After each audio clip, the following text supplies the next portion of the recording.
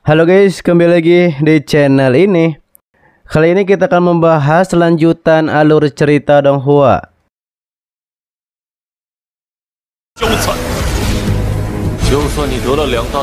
Setelah hal itu, terlihat Chuyun dikirim ke gurun es oleh Di Tianyi. Kata Chuyun, Di Tianyi tidak akan pernah bisa menghapuskan segalanya tentangnya. Ketika itu jelas Chuyun melihat senior Lin bersama Xiao Feng. Xiao Feng bilang ia jelas mengingat ada seseorang yang menguasai pavilion Wanjian. Senior Lin juga ingat invasi dua klan iblis di benua Zhenglin. Chuyun lah yang turun dari langit untuk menyelamatkan mereka. Namun mereka berdua tidak ingat siapakah orang itu.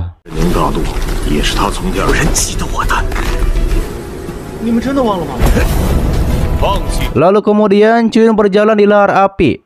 Di Tianyi juga memberitahu agar Chuyun menyerah saja, dikarenakan sesuatu yang pernah Chuyun alami semuanya telah hilang.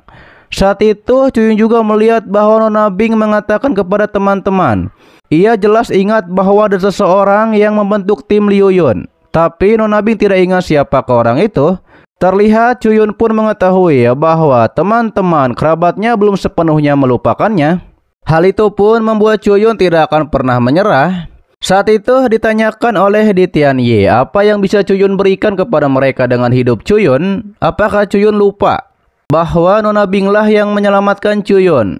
Bahkan Nona Bing memotong jiwa Nona Bing sendiri untuk Chuyun. Meski begitu Chuyun belum menyerah. Ia pun diserang oleh banyak pedang oleh Di Tianyi. Ketika itu Chuyun juga melihat putrinya Wu Yi yang mengatakan kepada kakekmu. Ia ingat bahwa ia berjanji kepada ibunya akan menunggu ibunya di sini dan juga membawa orang yang penting bagi putrinya. Di Tianyi menyuruh Chuyun untuk melepaskan Wu Yi. Biarkan Wu Yi menjalani seluruh kehidupannya tanpa Chuyun. Bahkan ia menyebut Chuyun tidak pantas menjadi ayah dari Wu Yi. Terlihat Chuyun pun menjadi lebih muda lagi dan nampaknya akan menghilang sepenuhnya.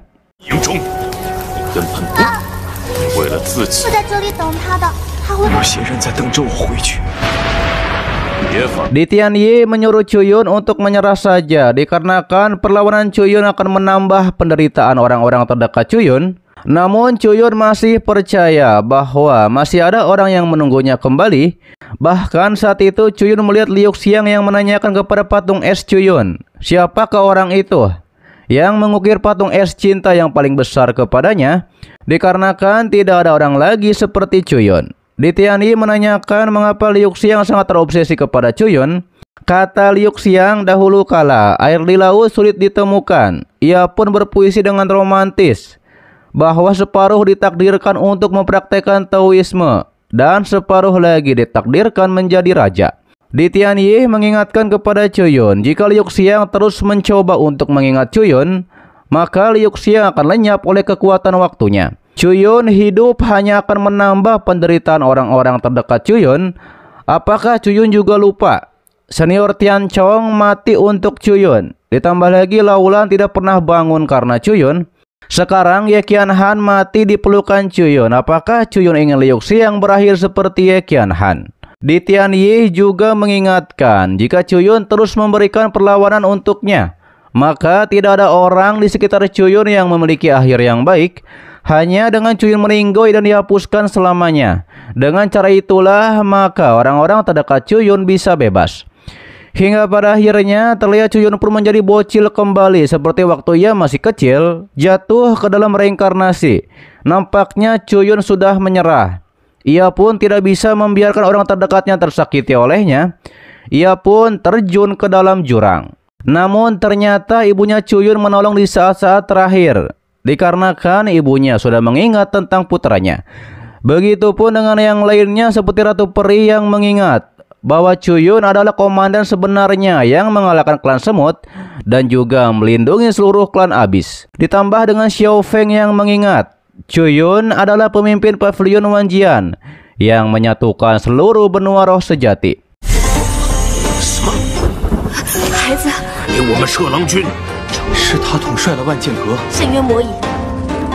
Hingga akhirnya orang-orang terdekat Chuyun pun kekuatan rohnya berkumpul. Di Tianyi menjadi heran mengapa ada kekuatan keyakinan yang begitu kuat. Orang-orang terdekat Chuyun pun dan teman-teman kerabat semuanya pun telah mengingat siapakah Chuyun. Chuyun sebenarnya yang sangat berjasa bagi mereka. Hal itu membuat Di Tianyi terkejut. Bahkan Xuan Ming juga tidak menyangka ada orang yang bisa menembus kekuatan waktu dari Di Tianyi. Bai Hu menyatakan nampaknya Chuyun ditakdirkan menjadi penguasa dua alam langit dan bumi. Hingga pada akhirnya Chuyun mengeluarkan kekuatan avatar besarnya beserta dengan pedang yang besar menghantam langsung kepada Di Tianyi. Ia juga berhasil mendapatkan batu reinkarnasi.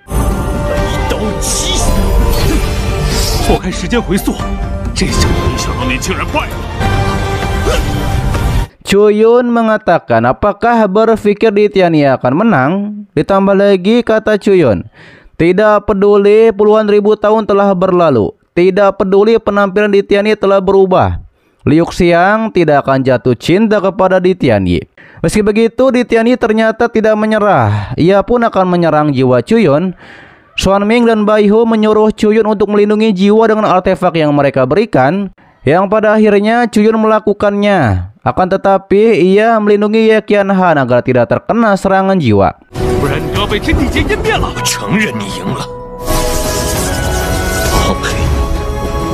Namun kita dialihkan kepada dua penculik yang akan menculik dua orang gadis. Ternyata dua gadis itu adalah adik dan kakak.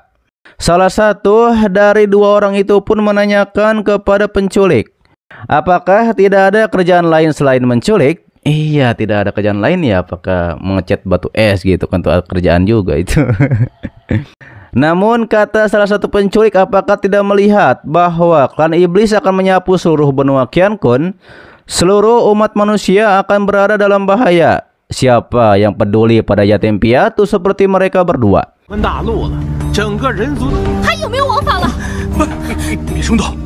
Ternyata kata salah satu yang akan diculik ini adalah kuil surga. Apakah para penculik tidak takut dengan murka Tuhan? Ternyata di sana ada patung Chuyun. Kakaknya pun menyuruh agar lepaskan adiknya yang ditawan, tapi salah satu penculik justru menendang patung Chuyun dan mengatakan ia sudah menendang patung Chuyun yang disebut sebagai penolong.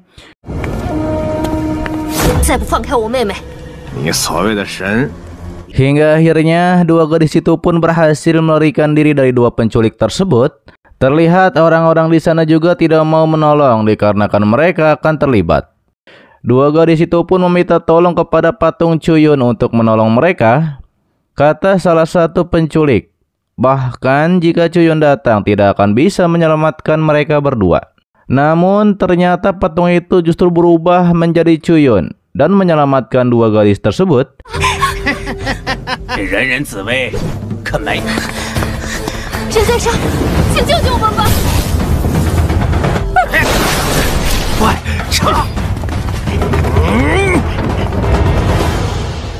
Meski begitu, Chuyun sepertinya terluka dan ia pun dibawa oleh dua gadis itu. Salah satu gadis bernama Yafu berdebat dengan salah satu orang dikarenakan tidak mau menyelamatkannya di saat akan diserang oleh para penculik. Adiknya Yafu menanyakan apakah benar Chuyun adalah dewa yang turun untuk menyelamatkan mereka. Kakaknya pun mengatakan sekalipun Chuyun ini bukanlah dewa yang turun ke bumi, jelas Chuyun bukan orang biasa yang bisa hidup 100 tahun tanpa makan atau minum. Hingga akhirnya mereka berdua pun membangunkan Chuyun.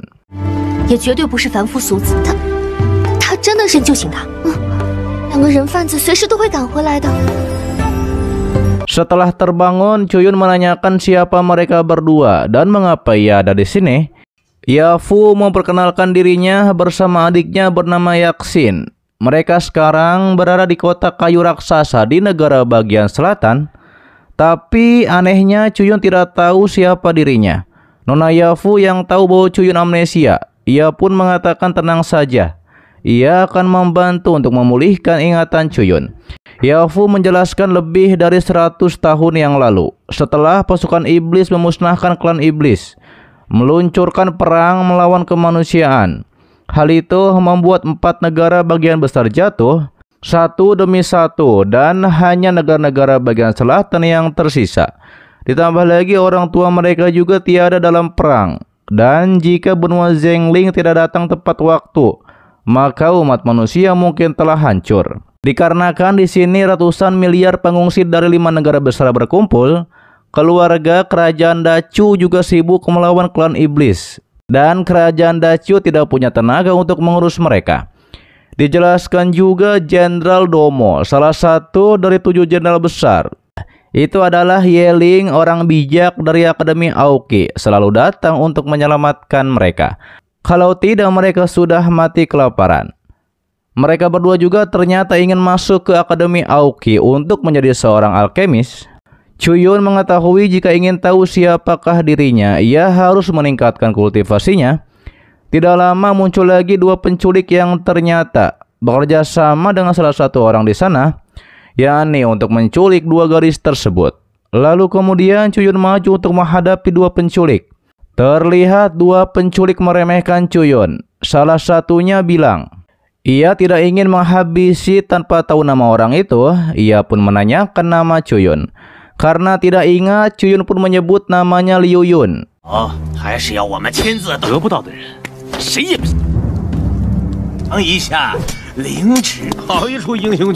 Dua penculik itu pun menyerang Chuyun. Namun pastinya Chuyun dengan kekuatan pedangnya berhasil mengalahkan mereka. Ia juga tidak ingat ternyata ia punya kekuatan pedang. Tapi setelah mengalahkan mereka berdua, ia pun tidak sadarkan diri dan menjadi pingsan.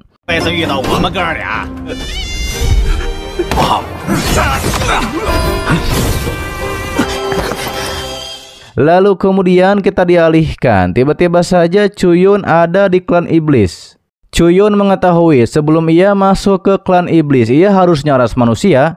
Dan secara tiba-tiba saja ia pun menjadi raja di sana. Para wanita rubah juga menghampiri Chuyun. Chuyun pun digoda di sana. Namun Chuyun tidak ingat ia bisa jadi raja. Ia juga tidak tahu mengapa ia dikirim ke sini.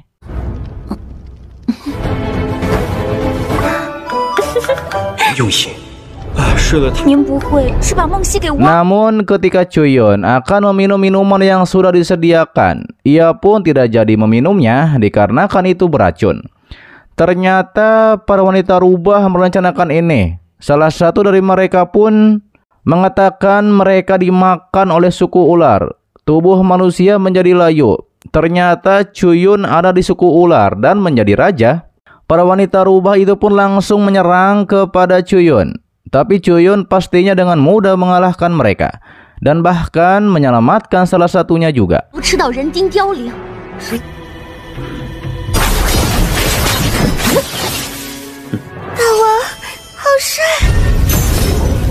Chuyun tidak menyakiti mereka dan membuat portal ruang agar para wanita rubah bisa melarikan diri. Terlihat Chuyun tidak menyangka ia punya kekuatan ruang seperti ini. Selama pimpinan dari tubuh iblis belum kembali, ia pun akan memanfaatkan ini. Lalu kemudian Chuyun pun akan mencari Yafu dan Yuxin. Ia pun pergi ke pasar kota untuk mencari bahan untuk alkimia.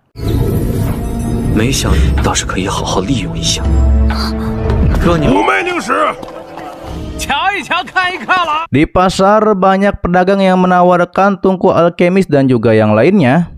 Chuyun mengecek tungku alkemis. Kata Chuyun, setelah umat manusia jatuh, harta umat manusia seperti tungku alkimia justru di klan iblis dijual seperti sampah. Ketika itu Chuyun melihat 3 wanita rubah yang adalah 3 bersaudara, yakni Nona Si, Nona Su, dan juga Nona King. Mereka tidak mampu membeli obat mujarab yang adalah pil, yang itu bisa menembus rana, dan ternyata itu untuk membuat mereka lebih kuat dan membangun kembali klan rubah mereka. Hingga akhirnya salah satu dari mereka pun membelinya, yakni dengan ditukar dengan kekuatan spiritual.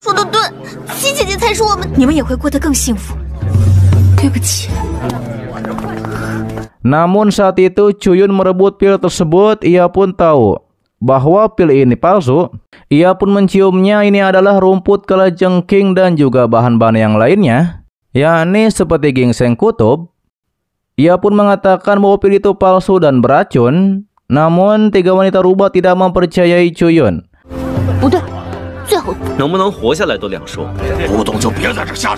Setelah hal itu 3 wanita rubah akan memakan pil tersebut untuk menembus ranah. Dengan begitu, mereka bisa menjadi lebih kuat dan membangun kembali klan rubah mereka. Tapi setelah mereka bertiga memakan pil itu, benar saja pil tersebut membuat salah satunya terkapar. Lalu muncullah manusia babik yang sebelumnya yang menjual pil tersebut, yang ternyata itu adalah pil palsu yang ia berikan sesuai yang dikatakan oleh Chuyun. Ia juga akan menjual 3 wanita itu untuk menghasilkan uang. Salah satu dari wanita rubah mencoba untuk melawan, tapi tidak berdaya melawan manusia babik tersebut.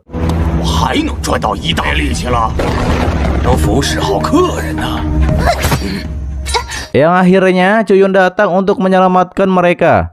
Manusia babik sangat marah kepada Chuyun karena Chuyun yang merusak rencananya. Hingga pada akhirnya Chuyun berhasil mengalahkan manusia babik itu dengan mudah. Juga menyelamatkan salah satu dari wanita rubah yang terkena pil palsu.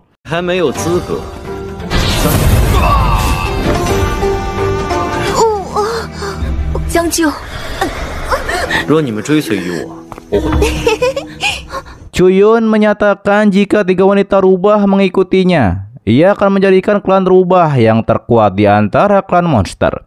Mereka bertiga pun setuju untuk mengikuti Chuyun.